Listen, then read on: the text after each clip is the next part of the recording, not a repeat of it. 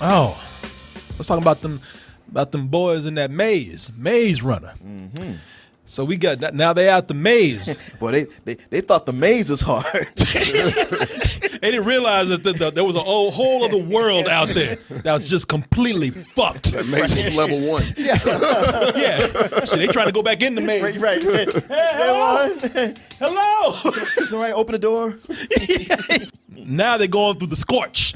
I mean, even when you say those words, maze, Scorch. Right. Yeah. I mean, maze don't sound so bad now, does it is one of the things when you try to get away and somebody say, don't go out in the Scorch, you be like, okay. With the Scorch trials, this is the second part of the Maze Runner, you have, what's his name? Thomas. He's escaped with the other handful of survivors from that maze. And that's Dylan O'Brien as Thomas, by the way. And now he finds himself in deeper danger as he tries to survive the wasteland known as the Scorch. And while he's on the run from the mysterious wicked organization who they need, I'm sorry, I said wicked organization. The organization called Wicked. Yeah. It leaves no question about what they're all about. No subtlety whatsoever. I mean, it is almost like somebody put that in as a placeholder for the name, and it just never got taken out. Yeah, it's almost like somebody started with the name Evil. Right. Yeah. Like they really want that name Wicked. So they said, if I say Evil, Wicked ain't gonna sound so bad. That'll get it passed. Yeah, organization called Wicked. So they're on the run from Wicked through the Scorch. And Wicked, they need these kids for their own dark experiments. Apparently, there's something going on out there, some other disease. You thought the creatures in the maze was bad. But out there in the Scorch, there's a whole disease that's infecting people, turning them into mindless zombies, if you will. And the kids seem to have they have a cure. They're resilient to it. So what's the only way to get it? To take their little asses up and chop them up and find out what's inside. Right. You know how it is. Now, this is directed by the same guy that directed the first, Wes Ball. Okay. So you're thinking, all right, well, that's not too much of a shift in tone. Bullshit. No, look, some people gonna go in this because it's called the Maze Runner, the Scorch Trials, but people don't see maze first. And when you walk in there, people gonna be like, well, shit, ain't no maze here. What? I seen them. I see them running. Well, but I don't see no maze. It's the Maze Runner, which means it ain't about the maze. It's about the runner. Now that maze is the only thing that really made this different from all those other young adult novels are novels turned into movies out there. It's funny to hear you say that because when we came out of it, I was like, I still like the first one better. And you were like, nah, man, I like the second one better. Fuck you, man. Yeah, it really was one of those. Better appreciate this shit. So to hear you now going like, now that I had a chance to think about it. The maze held an element of surprise. Right. The maze always had you on tension. The maze, it was the mystery that needed to be solved. Yeah. Now that they're out in this goddamn Scorch, it's just turned into another young adult apocalyptic future type film. I mean, it's a dystopian type government that wants these kids for insert your reason here. You know, they want to carve them up for the experiments. They want to, there's too many of them, so they got to get rid of them.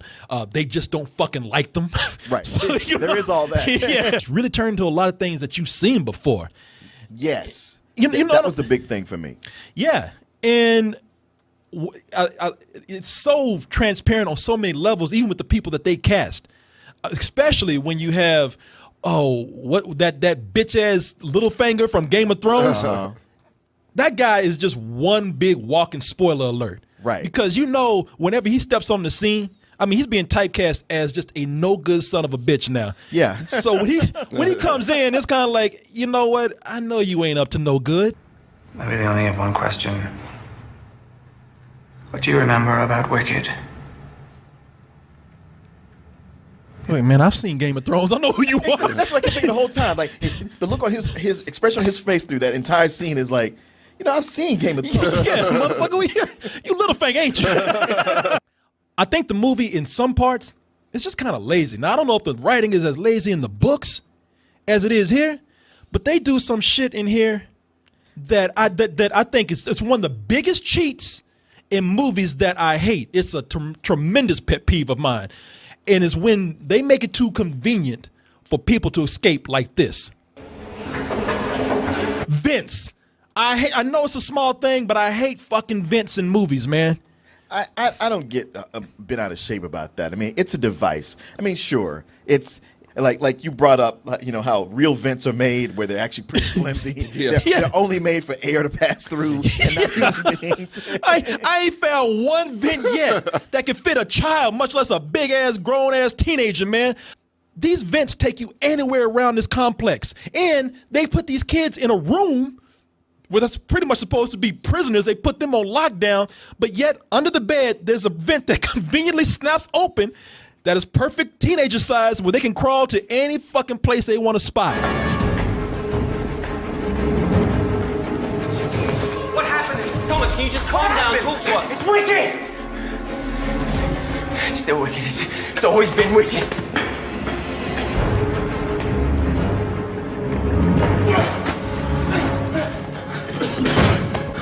Thomas.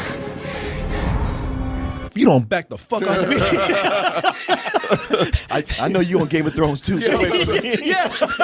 All you Game of Thrones motherfuckers in here. I know y'all up to no good. You working with Littlefinger, ain't you? It's getting to the point where with this, it's becoming so generic in that young adult area where they pretty much walk into the Hunger Games. There's a party. So you know in the Hunger Games when you see the rest of society, the people who have it good, you know, it's that society where it's that dystopian future where everybody got to get their what do you call that what's that shit? It's like Victorians. Oh, they got to get this steampunk cosplay on. Oh, wow. Yeah, you know, because at first that's what I thought was cool about it. Like, okay, this is a little more grounded. It's an alternate future, but everybody looks like they dress like me. Yeah. And then Giancarlo Esposito comes up. Oh, shit. Looking like some shit out of a fucking Dickens novel or something. You know? But he's really, I don't know, I liked his character in the movie. Yeah. Once they got out of the maze, they went into that city, which is the part that's off limits in Divergent, where Divergent goes like, oh, you go out there, nobody goes out there, but it's almost like they went out there. Yeah, it's like everybody's starting to dress the same as every other fucking young adult movie out there.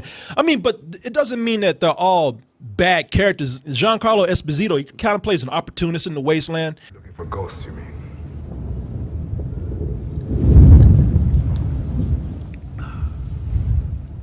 Question number 2. Where did you come from? That's our business. Okay, I want to talk some shit. All right. Bend your ass on this table right here. Bet you talk then. Man, don't you just want some goons where you don't have to tell them what to do, just a little nod, and they know? Like you imagine doing this, and they start grabbing. It's like, no, I didn't mean that at all. Oh, hell yeah. Giancarlo Esposito, if you notice, he didn't have to do shit right here. Get him. He didn't even nod. He was just going like, anybody gonna move? One eye movement. That's all. He just did a little head twitch and everybody's like, fuck you. It's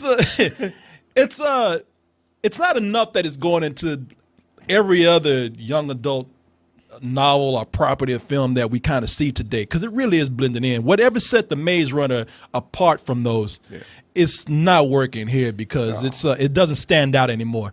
They expand the world, but they expand it in a way that's just so, well, like you said, generic. They put more in it, but it doesn't really add anything. It almost kind of takes away from it. And so at the end, it's just like, well, I guess I just got to watch the third movie just to see how it wraps up. But it doesn't help that it's just picking shit out of just genres, period, man. It is. You want to know something funny? You bring it up like other adult, novel movies. They just released the trailer for Divergent 3. It looks exactly like I'm telling you, man. It looks exactly and so like this movie shit. said, but you know what this movie said? It's like, but no, Tommy, you don't understand. We different, man. Cause see, we got zombies, man.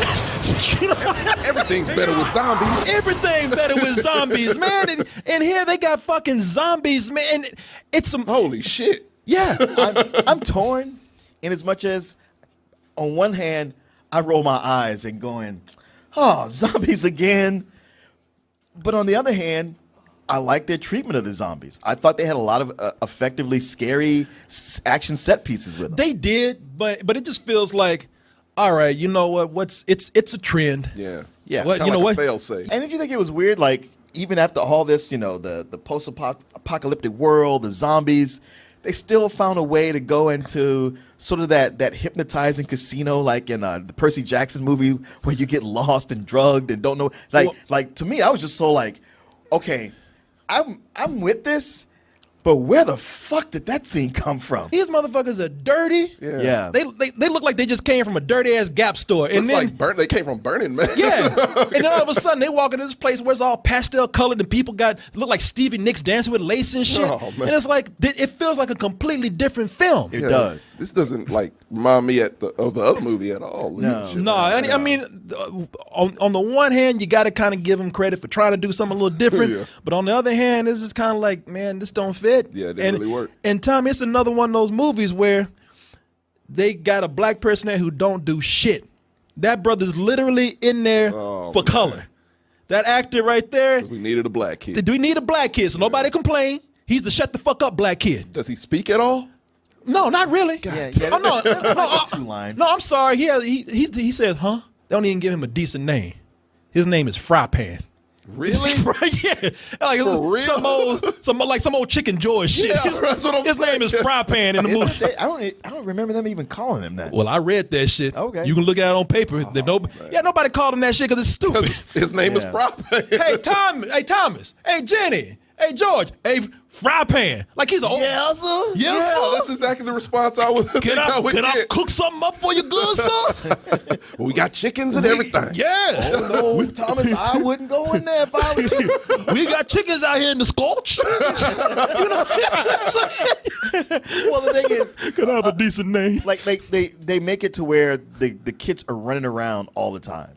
So you don't get a chance to know anybody. There's no. I was checking. I was like, man, there's no good dialogue between any of them. There's no character development. Like all the character development with them was in the first movie. It's kind of like you have to watch the first one with this to even really know who anybody is. You probably be thinking to yourself, well, shit, I could have stayed home and watched Divergent or Hunger Games or any other thing that's out there. I don't think it's really that different of a movie. You have to kind of be invested already in this. You do.